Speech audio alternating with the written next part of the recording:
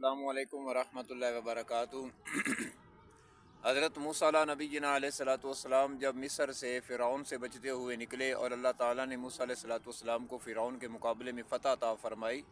तो अगला अल्लाह ताला का हुक्म ये आया कि ए मूसा अलैहिस्सलाम अपनी कौम को ये बता दें कि जो कौम उमालका है और जो जो अम्बिया की मुल्क के अंदर अम्बिया की ज़मीनों पर जिन्होंने कब्ज़ा किया हुआ है, आप इस तरह करें कि अपनी कौम को ये हुक्म दें कि वो जिहाद के लिए ऐलान करें और अपने मुल्क को छुड़ाएं और अपनी विरासत को अपने कब्ज़ा में करें। लेकिन जब कौम को इस बात का इल्म हुआ कि कौम उमालका तो ताकतवर है, जो जंगजू कौम है, हम तो उसका मुकाबला नहीं कर सकते, डर गए। तो उन्होंने क्या कहा कि ए मूसा अलैहिस्सलाम तू जाने और तेरा रब जाने, यानी तुम जाके लड़ो, जब फतह हो जाए तो हमें बता देना। इसी तरह के हालात और इस तरह की कंडीशन आज हमारे मुल्क के चंद ऐसे सियासतदानों की बनी हुई है जो अपने आप को बड़े नामवर अहले इल्म कहलवाते हैं और अपने आप को ये कहलवाते हैं कि हम हर मामला और हम हर वो काम कर सकते हैं जो उलमाए कराम कर सकते हैं।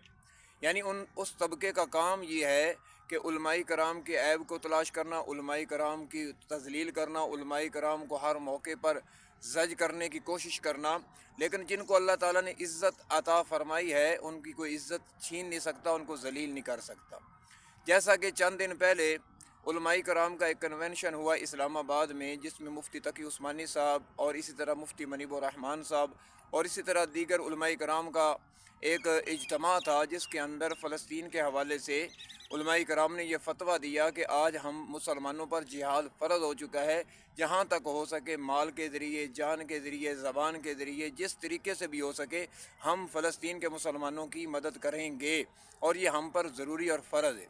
लेकिन इधर फतवा आना था, उधर ऐसे लोगों का जो इसराइली, ये जिस तरह इसराइली जो दूसरी मसनूआत है, ये भी इसराइली मसनूआत में से लोग हैं। इन्होंने अपने आप को उजागर किया और बताना शुरू कर दिया कि जी मुफ्ती तकी उस्मानी साहब ने यह फतवा दिया है, सबसे पहले ये जाकर लड़ाई करे, जिहाद करे, बाद में हम जाएंगे। हालांकि असूल तो ये है कि जो जज होता है उसके ज़िम्मे फ़ैसला होता है कि जज साहब फ़ैसला करेंगे, काजी साहब फ़ैसला करेंगे। इसी तरह जो मुजाहिद होता है उसका काम होता है जिहाद करना, अल्लाह के रास्ते में लड़ाई करना।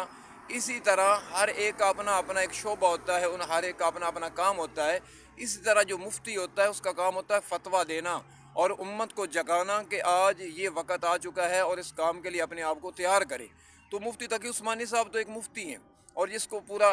पाकिस्तान नहीं है, पूरी दुनिया के लोग मानते हैं कि अल्लाह ताला ने उनको साहिब इल्म बनाया है और कितने शोबाजात के अंदर अल्लाह ताला ने उनको शान और इज़्ज़त के साथ ओहदे अता फरमाए हुए हैं। उन्होंने ये फ़तवा दिया, क्योंकि मुफ्ती का काम तो है फ़तवा देना। लेकिन इस फतवे ने हमें ये बता दिया कि कितने लोग ऐसे हैं जो इसराइल को चाहते हैं, इसराइल की मोहब्बत उनके दिलों में है, और कितने लोग ऐसे हैं कि जिनके दिलों के अंदर मुसलमानों की नफ़रत है, मुसलमानों को ख़त्म करने का उनका प्लान और उनका इरादा है।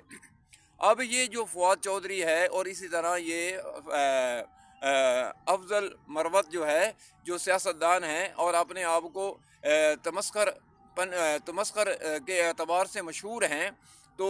क्योंकि ये ऐसे लोग हैं कि इतनी जहल किस्म के लोग हैं कि इन्होंने शाअरुल्लाह को भी माफ़ी नहीं दी। क्योंकि जिहाद ये अल्लाह ताला का की तरफ से फ़र्ज़ किया हुआ एक अमल है, जिसको कुरान ने बयान किया, जिसको अल्लाह के नबी ने बयान किया और अल्लाह के नबी ने अमल करके भी मुझे और आपको बताया है। अगर अगर मैं और आप जिहाद करने वालों और जिहाद का ऐलान करने वालों और जिहाद का फतवा देने वालों का मजाक उड़ाएंगे, तमस्कर करेंगे, वो क्या है, वो अल्लाह ताला के हुक्मों का तमस्कर है। और हो सकता है कि शायद अल्लाह ताला की पकड़ हो जाए, अल्लाह ताला का अजाब आ जाए। तो आज अल्लाह ताला उनको जलील और रसवा कर रहा है और हर जगह उनको लोग पूछ रहे हैं, भाई फवाद चौधरी साहब आपने ये कहा कि मैं ख़र्चा उठाऊंगा और उलमाई कराम जिहाद के लिए निकलें। आज फवाद चौधरी नज़र नहीं आता, वो बात नहीं करने के लिए तैयार। इसलिए मुसलमानों,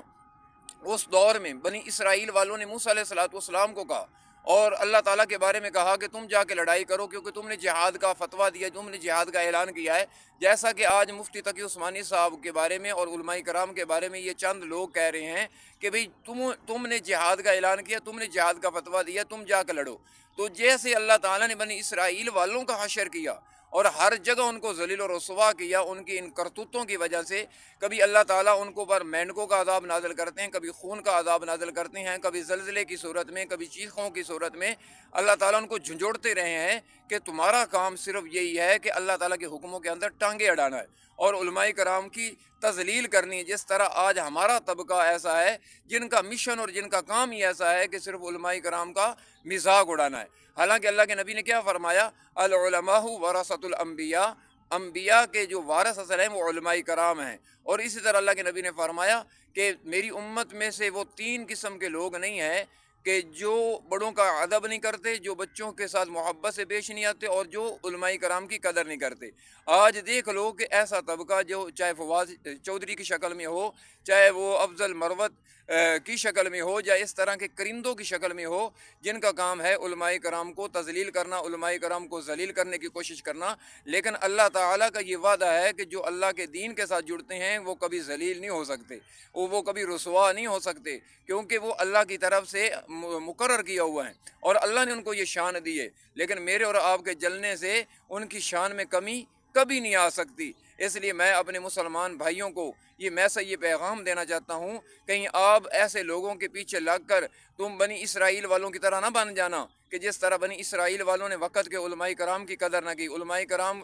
وقت کے انبیاء کی قدر نہ کی، وقت کے انبیاء کو ذلیل کرنے کی کوشش کی، انبیاء علیہ الصلوۃ والسلام کو قتل کرنے کی کوششیں کی۔ لیکن اللہ تعالیٰ نے انبیاء کو محفوظ رکھا، انبیاء کی شانوں میں اضافہ کیا، اور اس دور کے جو علماء انبیاء کے مقابلے میں تھے، علماء کرام کے مقابلے میں تھے، اللہ نے ان کو ذلیل و رسوا کر دیا۔ اسی طرح آج ہمارے طبقے کے اندر ہماری محبوب پیغمبر کی امت میں سے ایسے چند لوگ ہیں کہ جن کا مشن ہے بنی اسرائیل والوں کی طرح کام کرنا۔ اگر میں اور آپ ابھی تک یہ ارادہ بنا چکے ہیں کہ ہم نے علماء کرام کے ان فیصلوں پر اپنی باتیں کرنی ہیں، ان کو ٹرول کرنا ہے، ان کو تذلیل کرنے کی کوشش کرنی ہے، تو آج سے یہ فکر مندی کر لیں کہ قرآن کیا کہتا ہے، پیارے پیغمبر کی حدیث کیا کہتی ہے، اللہ کے نبی کا عمل کیا بتاتا ہے۔ اگر میں اور آپ اپنے پیغمبر کے طریقے کو دیکھیں گے تو انشاءاللہ کامیاب نہیں دیکھیں گے۔ تو جس طرح اللہ نے ان کو ذلیل و رسوا کیا ہے، اسی طرح ہمیں بھی ذلیل و رسوا کر سکتا ہے۔ اس لیے اللہ سے دعا، اللہ تعالیٰ مجھے اور آپ کو عمل کی توفیق